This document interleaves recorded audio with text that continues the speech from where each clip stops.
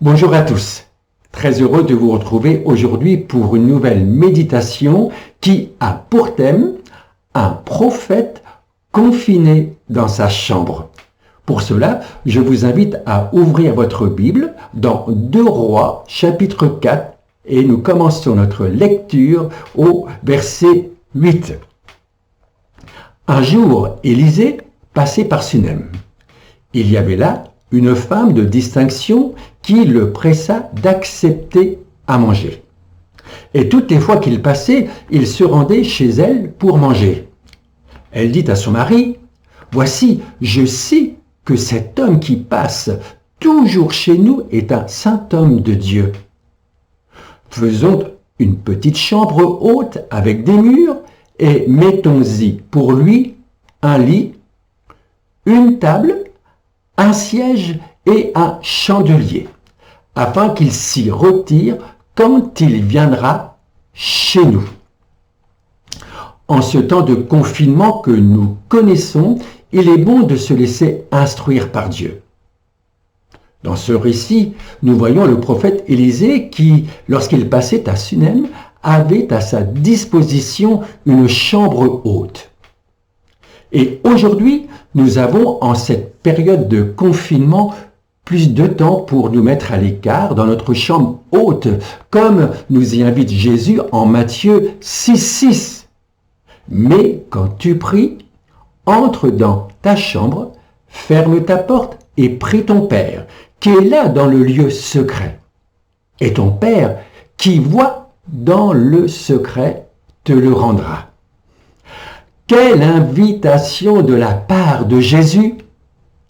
Il nous attend dans le lieu secret de la prière. Certes, pour les parents devant faire l'école à leur enfant à la maison, ce temps de confinement engendre de la fatigue physique et émotionnelle et peut-être engendre toutes sortes de tensions. Toutefois, ce confinement avec la grâce de Dieu devrait être vécu non pas comme une charge, mais comme des temps bénis auprès de notre enfant qu'il n'oubliera jamais. Et aussi un temps de béni avec notre Seigneur, qui saura nous le rendre selon la promesse qu'il nous fait en Matthieu 6,6. Cependant, n'allons pas auprès du Seigneur pour ce que nous pourrions obtenir de lui, mais pour ce qu'il est. Un temps de confinement dans la présence de Jésus est toujours une source d'enrichissement. Il est important pour chacun et chacune d'entre nous d'avoir ce temps de communion avec notre Seigneur. Et pour cela, ayons notre chambre haute de prière. C'est un endroit et un moment de mise à l'écart où nous nous tenons devant lui, dans sa présence. Revenons à notre texte de début, de notre méditation dans 2 Rois 4, 8. Un jour, Élisée passait par Sunem. Il y avait là une femme de distinction qui le pressa d'accepter à manger. Et toutes les fois qu'il passait, il se rendait chez elle pour manger. Il y a dans ce passage, certes, l'idée d'accueil, d'hospitalité, vraie et sincère de la part de cette femme, mais on ressent un sentiment de passage. C'était des moments merveilleux vécus, mais occasionnellement, comme nous le lisons, toutes les fois qu'il passait. La raison est la suivante. L'absence, certes involontaire, d'une chambre pour le recevoir. Avant d'aller plus loin dans ce récit, posons-nous la question. Jésus est-il seulement un invité de passage dans notre vie ou un résident permanent? Comment est-il accueilli dans notre vie?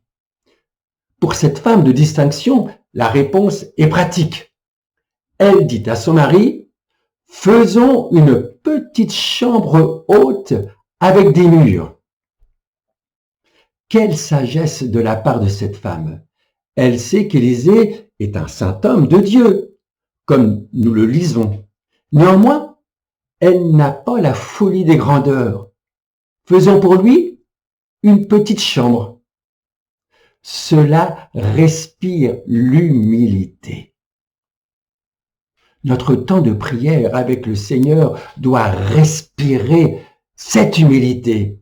Ce que Jésus désire, c'est notre cœur et non un palace.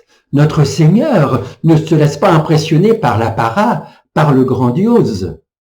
Nous retrouvons d'ailleurs cette pensée dans les paroles de Jésus que nous avons lues il y a quelques instants dans Matthieu 6,6. Mais quand tu pries, entre dans ta chambre, ferme ta porte et prie ton Père qui est là dans le lieu secret. Cette petite chambre indique un lieu secret. Image exprimée dans le grec par caché. Ce qui ne doit pas devenir connu. Cette petite chambre exprime aussi l'idée de promiscuité. Ce lieu secret de la prière ne doit pas autoriser la présence de visiteurs intempestifs, pensées, agitations et autres qui voudraient nous empêcher de vivre une intimité avec notre Père céleste. Nous apprenons aussi que la femme demande à son mari de faire une petite chambre et elle précise avec des murs. Tous ces détails ne sont pas anodins. Les murs nous isolent du bruit extérieur, nous protègent de la chaleur, nous procurent un abri pour être en quelque sorte en confinement dans le secret de la prière au pied de notre bien-aimé Sauveur. Il nous faut tout à chacun prendre quelquefois des décisions drastiques pour entrer en confinement avec le Seigneur. Notre chair le refuse. Notre planning nous renvoie très souvent le même mot, pas le temps. Si ces temps de confinement dans le lieu secret de la prière ne sont pas notés comme des priorités, ils passeront toujours à la trappe. Nous l'avons tous expérimenté, n'est-ce pas? Et si ce temps de confinement que nous vivons actuellement a comme but de nous éloigner du coronavirus, le temps de prière aussi a pour but de nous éloigner du péché et de nous approcher du Seigneur. Rappelez-vous des paroles de Jésus en Marc 14, 38. Veillez et priez, afin que vous ne tombiez pas en tentation. L'esprit est bien disposé, mais la chair est faible. La suite du récit avec la femme de distinction nous montre que la chambre doit être meublée, non pas de futilité, mais tout d'abord d'un lit. En effet, une chambre est avant toute chose réservée au repos. Nous avons lu au verset 10, « Faisons une petite chambre haute avec des murs, et mettons-y pour lui un lit. » Dans ce temps, béni avec le Maître dans la chambre haute, nous venons à lui pour entrer dans son repos. Nous connaissons tous l'appel de Jésus qui nous lance « Venez à moi, vous tous qui êtes fatigués et chargés, et je vous donnerai du repos. » Dans sa présence, nous apprenons la différence qu'il y a entre travailler pour Dieu et laisser Dieu travailler à travers nous. Le confinement dans ce lieu secret permet à Jésus de remplacer notre agitation, nos inquiétudes par son céleste repos. La chambre haute de prière permet à notre âme de trouver le calme. Puis nous trouvons dans le lieu secret de la prière une table. La table évoque la communion. Cette communion que désire tant notre bien-aimé Sauveur. Nous connaissons tous ce tableau représentant les paroles de Jésus en Apocalypse 3:20, frappant à la porte, désirant tellement entrer pour prendre le repas en tête à tête. Ce temps de communion permet d'établir un dialogue et non un monologue. Nous ne voyons pas la prière seulement comme un moyen d'obtenir des choses, mais surtout un temps de communion dans la présence de Jésus. Sur cette table, nous trouvons de la nourriture. Et la nourriture, par excellence, dit Jésus, c'est la parole de Dieu, la Bible. Comment prier avec foi? C'est en étudiant, en méditant la parole de Dieu. Il n'y a pas d'autre moyen de fortifier notre foi en prenant le temps de lire la Bible, la parole de Dieu. Romains 10, verset 17 nous dit ceci, la foi vient de ce que l'on entend et ce que l'on entend vient de la parole de Christ. La prière doit s'appuyer sur la parole de Dieu, sur ses promesses. Nous trouvons dans la chambre destinée au prophète également un siège. C'est le mobilier que l'on voit le moins dans cette chambre, mais ce n'est pas le moins important. Aujourd'hui, on pourrait l'appeler un pouf ou un coussin. Ce siège nous rappelle que par la foi, nous sommes assis dans les lieux célestes en Christ. Ce siège permet de s'asseoir, mais aussi de s'agenouiller. Qu'est-ce que la communion à la table de notre Seigneur si elle n'est pas accompagnée de la prière?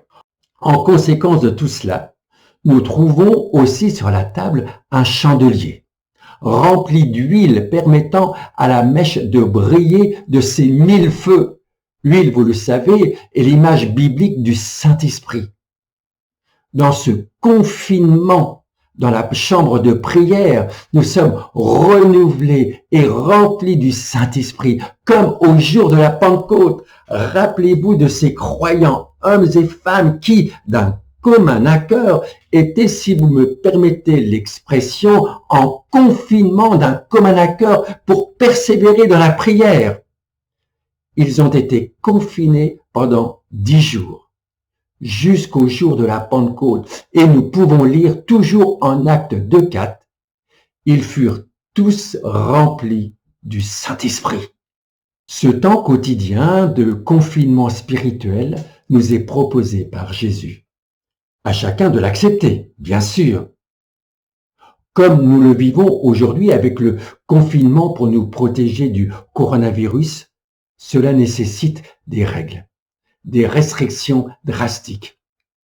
Ces temps devraient être vus comme une priorité, inscrits sur notre planning au quotidien. Mais si vous voulez vous tenir loin du péché, connaître une communion intime avec le Seigneur, être rempli du Saint-Esprit, il n'y a pas d'autre solution.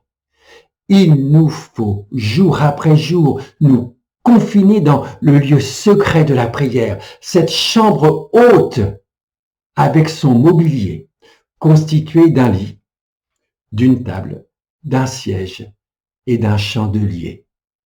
Jésus va-t-il vous y trouver aujourd'hui et demain et après-demain? Que le Seigneur vous bénisse. À très bientôt.